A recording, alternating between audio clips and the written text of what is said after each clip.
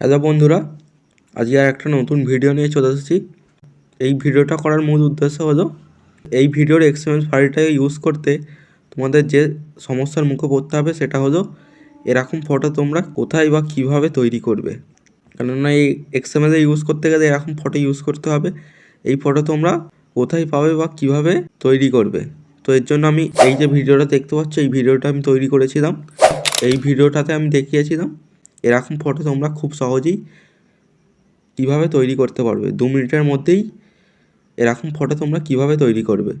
তো যারা এই ভিডিওটা দেখেছো তারা তো জানো, তো এরকম ফটো তোমরা তৈরি করে নেবে। আর যারা দেখোনি এই ভিডিওটা দেখে নিও।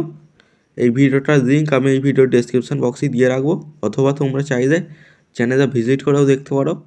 তো আগে তোমরা এরকম ফটোটা আগে তৈরি করে নেবে।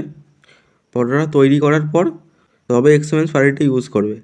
আর এর আগের দিন আমি আমার এই ইউটিউব চ্যানেলে অ্যাডসেন্স লেটার পিন এসেছিলো, তো তার একটা ভিডিও আমি আগের দিন আপলোড করেছিলাম। সেই ভিডিওটা দেখে নিও। সেই ভিডিওটা আমি দেখিয়েছিলাম যে অ্যাডসেন্স কেন আসে, আর একটা ট্রিক দেখিয়েছিলাম অ্যাডসেন্স পিন বের করার।